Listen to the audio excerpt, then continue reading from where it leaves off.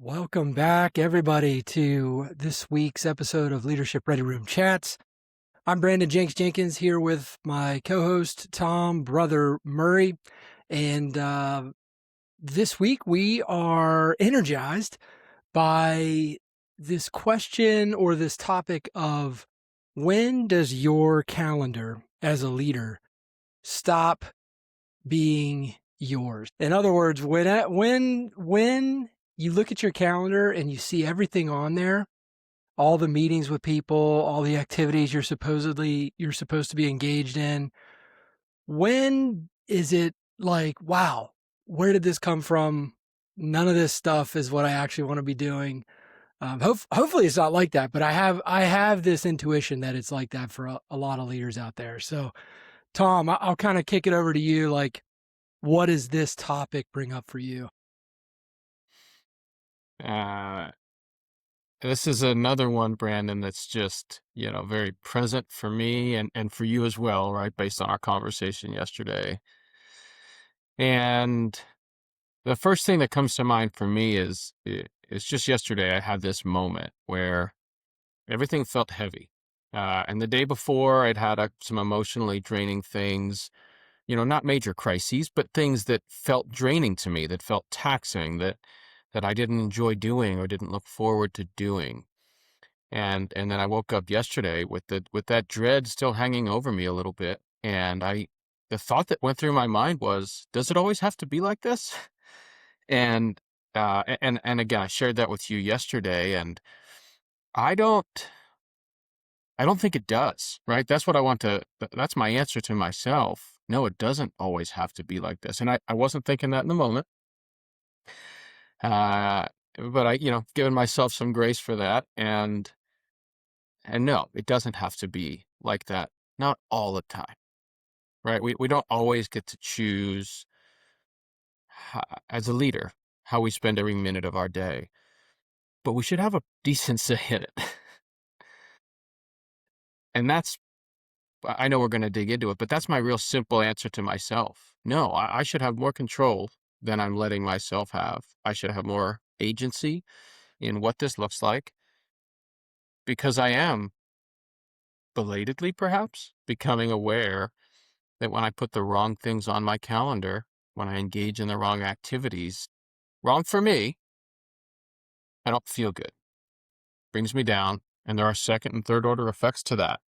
So I'll stop there and see where your head's at on it because I'm excited for this one. Yeah, similar to you, last week we had a blizzard here in New England. We got 3.5 feet of snow, which for us doesn't happen very much. And I just found myself actually, what first brought it to my attention was I wanted to shovel us out, right? I wanted to get outside and shovel and clear the path because we were trying to get out of town midweek. And I just noticed that I had a full day on my calendar of meetings. And some of those meetings I really wanted to attend. And I thought it was important for me to meet with the person that I was meeting with. And some of the meetings were, kind of like pure network or meeting someone for the first time. And it just made me, it was one of those functions, one of those things that forces you to kind of look at the calendar and say, well, I can't do all this now. We had an unexpected event, something popped up. I mean, what leader ever deals with that, right? Something unexpected pops up. And then all of a sudden now you have to make a decision. You have to kind of look at your calendar, look what's on the docket for the day, and you have to be able to discern where you need to focus your time, your energy, your resources, your attention. And so a couple of those meetings, I just realized that, especially the kind of the new networking or getting to know someone new, right? I just realized that I'm not going to be able to be present with this person anyway, because all I'm going to be thinking about is how I should be out there helping my family shovel or getting prepared to leave the next day. And so I had to make a decision to postpone those or reschedule those meetings. And I think that, man, this really hits it takes me back to when I first became a commanding officer, brother. It was like that first jump. I know I'd led smaller teams before that, but this was the first time where I really felt like, man, I am supposed to be everywhere all at once. I am supposed to hit every single meeting. I can't ever miss anything. And that's just going to be my life, to just go from meeting to meeting and never have any free time, never have any white space. And that's kind of how I was thinking about this a little bit at the beginning of that tour. Um, and so looking at the calendar last week and us having this topic pop up right now, it really reminded me like, man, for those leaders who are just, they're experts, high performers, they've now been promoted into this opportunity to be leaders for the first time, or maybe not the first time, but like bigger responsibility, more of these demands on your time, right? It's it's important, I think, for us to talk about this because you can't be everywhere at once. So you do have to learn how to discern where should you say yes? Where should you be showing up all the time? And where are those places where maybe you don't need to hit every one of those meetings or show up in that place every single time? Um, yeah, so that's coming up for me. I'll pause there, brother. Anything from that come up I for mean, you? good for you. Good for you for taking action when you had the chance. And I think that's an area that uh, I I know none of us are perfect at it. I think I've got a longer way to go than you though, because you did it. You took the action that was right for you in that moment, even if it was a bit in conflict with maybe this sense of responsibility that you had. I have mixed emotions about shoveling snow, so I don't know how I would have landed, but um, that's why I live in SoCal now. I think it is, man, this touches so many different areas. It touches delegation. It touches prioritization. It touches spreading yourself too thin. Uh, Boundary setting. I mean, we could go a million different directions. When I think about the things that feel heavy and the things that don't, and I could pull up my calendar right now and I could kind of go, thumbs up, thumbs down, event by event. There will be some that I'm not looking forward to. I'm finally challenging myself to say yes to more of the things that energize me and say no to the things that don't. When there's a choice, right? To your point that you made earlier, sometimes we don't have a choice. I'm a leader. I've got some responsibility. I've got some, I owe somebody something, whether you're running a business, whether whatever scenario in which you find yourself. There are times you've just got to do it. It's part of being the boss. And in my business, I said yes to a whole business line, a whole type of service for the wrong reasons. And it took some really smart people that I trust to convince me to stop doing that. You're one of those people. Thank you. Uh, I said yes to the wrong thing and I did it for like a year and it was crushing to me. And I didn't feel like I had a way out. And so where I'm taking the conversation is you got to ask for help, right? If you're recognizing this about yourself, you've got to ask for help. And I didn't ask for help. It was kind of pushed in my direction. And I'm thankful for that. So fortunately, I'm surrounded by folks that cared about me. And when the olive branch was extended, I took it. And I absolutely am working to rewire my brain as a result. It's okay to say no to things. That's hard for me. And I think it's hard for a lot of other leaders out there. So having the right people around you, asking yourself these questions and being willing to be wrong, being willing to say, all right, just because I have done it doesn't mean I need to keep doing it. But again, it all goes back to the calendar or however you're planning to tackle your day, the phone call that you don't want to make, the meetup you don't want to have, whatever it is. If there's a lot of dread, go back to the drawing board, find an advisor, find a mentor that you can kind of share your feelings with, and maybe there's nothing to be done, but maybe there is. I'll throw it back your way. How's that land? Well, what came up for me just now, 2 things. One, intentionality. Uh, Becoming more aware of how these things are affecting you and then intentional with what influence over your calendar or control you do have, being more intentional with that. So that's one thing. The other thing that came up for me was this idea of signals. Like you mentioned energy, like what on the calendar, what part of your day is energizing you? And I love that question, and I love to be able to tune into that.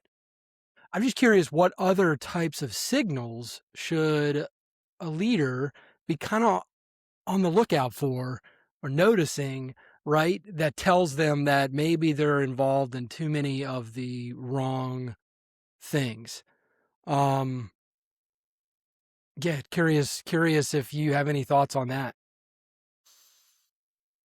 I do, and I'll use the things that have come up for me over the last few days, weeks, I mean, month and a half. Irritability, uh, my low energy, and it's not just, physical energy, or it's the word energy in my use here spans a lot of things. The way I feel mentally, the way I feel physically. It want For me, this thing just had a lot of negativity associated with it in terms of the way it made me feel, and that bled over into other parts of my life. I became more irritable at home. I was physically present, but not mentally present. Those for me were the big red flags that I missed, right? That the people near and dear to me helped me see. And man, it's tough to unsee it. So those are the big ones for me. The irritability probably, or not probably, in my case, extended to work. And you, I wish I had seen them myself. And again, I'm glad other people pointed them out. So that's for me. That's those are the signs, the symptoms. What about you? You have some others? For me, the big one is just this dread. If you're going into a meeting or a call or something and you just feel like it is just nothing more than this obligation that's heavy, you don't want to be doing it. And I'm not talking about something that you can't do. I'm not talking about something that's uncomfortable because maybe you haven't learned it yet, haven't learned a skill, or you don't know what you're doing, or you're unprepared. I'm talking about the events and the meetings where you're fully prepared. You could go into the meeting like no big deal.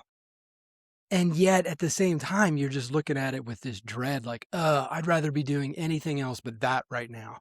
Or, man, I would so much rather be focusing on some developmental training with my next level down, like managers, right? Or my department heads, if you happen to be in the military. Like, I'd so much rather be doing that right now instead of going into this meeting that, sure, I can do it, but it's just not where I want to be. And so with that, for me, comes this like heaviness across the chest, up on the shoulders, maybe just this fogginess in the mind, just like, I do not want to be doing this right now.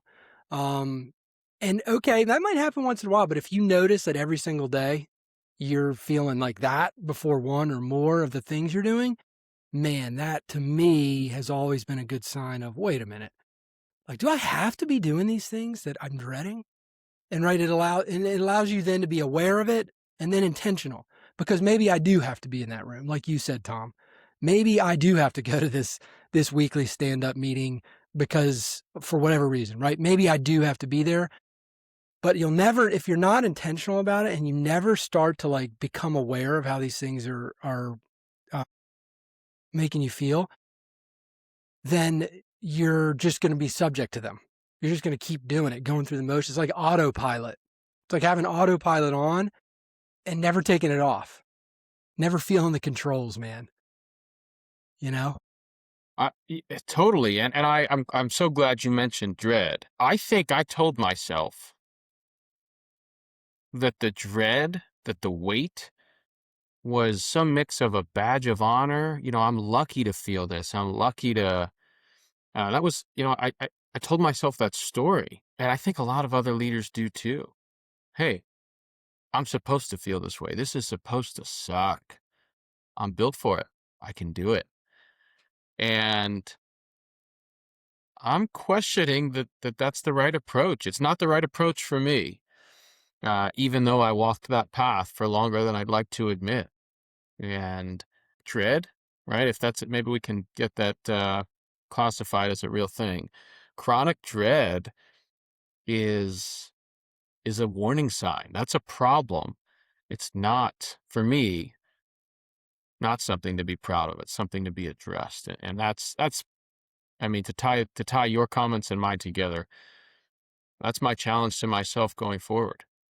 If I'm chronically dreading something, I'm doing something wrong, and I need to figure out what it is. I guess, real quick, it might be beneficial to the leaders just to kind of address, how do you distinguish between those things that are important for you to be present at, and those things that might not be so important, might be more of a habit, right? Or that autopilot might be on. Other than, I know we've been talking about this very important concept of tuning in to like your body and your emotions with it and how it's making you feel. Um, I'm just wondering, maybe for someone, the new leader out there, right, who is like, one day they have a couple meetings, the next they've got just a jam-packed 8 hours straight, right? How do they, and there may be some things in there that they dread, but actually they need to be there. Like what, like how do leaders distinguish between those things? Any thoughts on that? I mean, all off the cuff here, my response would be you need to be able to tie the thing, the meeting, the encounter, the call, the whatever it is that you're dreading. If you can't tie it back to some big picture company, business, team objective that is aligned with your values, your organization's values, I think that's probably a good differentiator. And it's also okay for those things to change, right? I'm not saying you lock in your values, your objectives, once and done. Um, for me in the service line that I was providing, I'll just name it, property management. I don't, when I finally reflected deeply on it, property management is not necessary for my business objectives. And I dreaded just about everything to do with it. And there was a values mismatch there.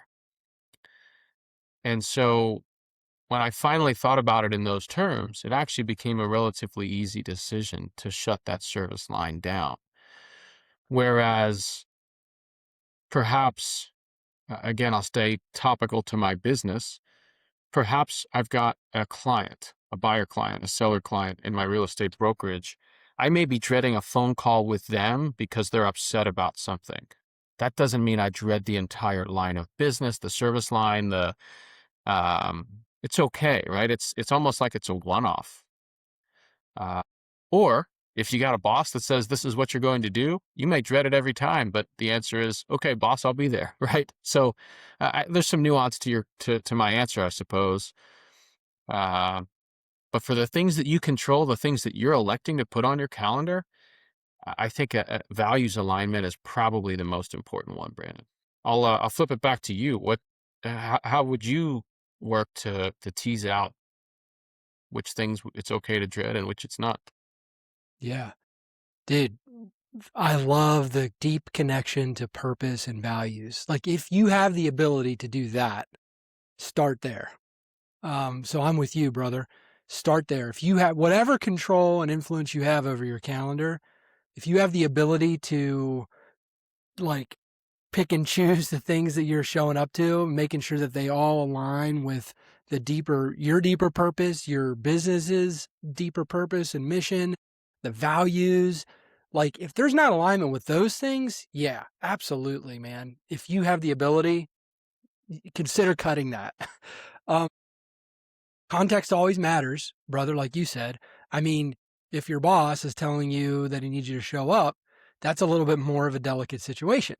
All right. So I'm not saying that you can't eventually get to the point where, hey, boss, I see the importance of this meeting. I think that we can accomplish the same thing if I'm not there, and here's where I'll be directing my attention otherwise, right? Like you may get to that point where you can do that. And at the same time, especially if we're talking about a new leader too, I understand, and I certainly felt the weight of this when the boss asks you to be somewhere, you're there, right? So, but man, if you have the ability to start to discern those activities that you're doing, anything that you put there on the calendar, I would say if you put it there, then you have the ability to take it off, and you have the ability to make sure there's that alignment with your purpose and values, which, by the way, implies that you have actually done some deeper reflecting and thinking on company and personal purpose, mission, values, right? And they're not just on the wall. We've talked about this before, brother. They're not just words on the wall on a piece of paper. It's no, I want to know, how does this actually activate these core values? Or how does this activity or this thing I'm about to do, how does it actually align with what we say is important in the mission and the purpose? Like operationalizing those things versus keeping them as just, oh, these are my core values up on the wall.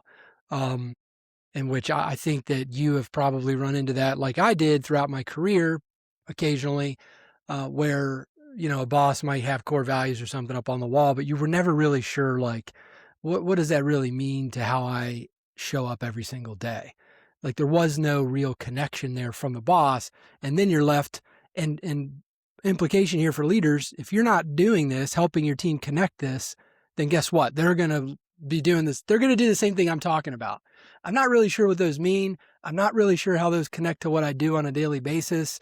I'm just going to keep going about my business, which means whatever my values are, whatever I believe my loyalties are to this mission or whatever, then that's where I'm going.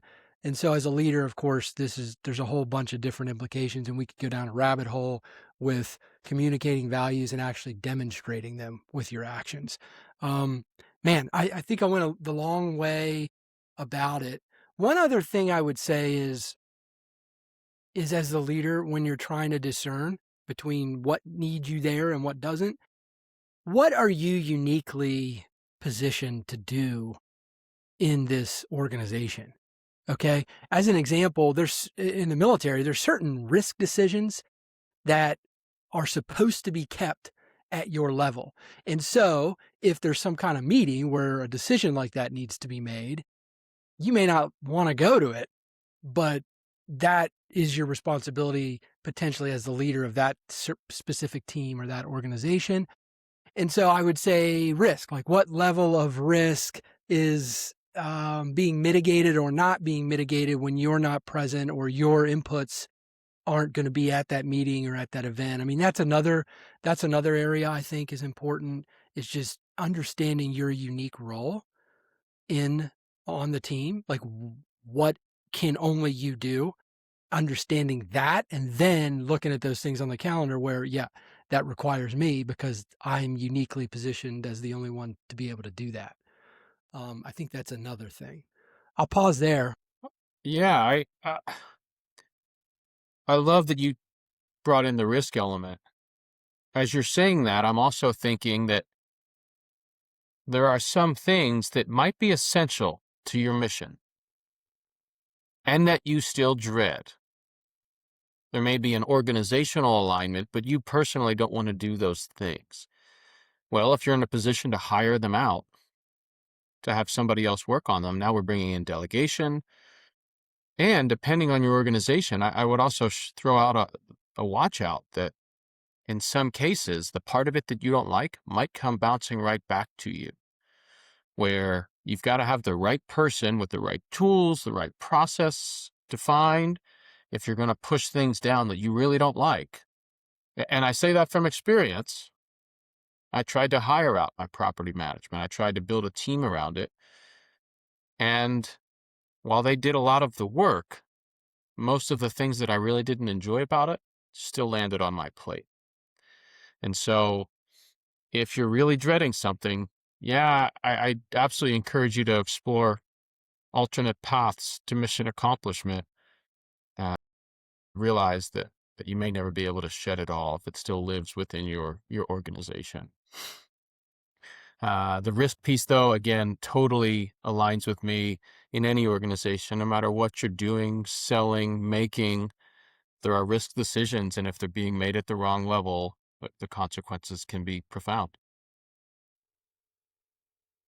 Yep. I think 100%.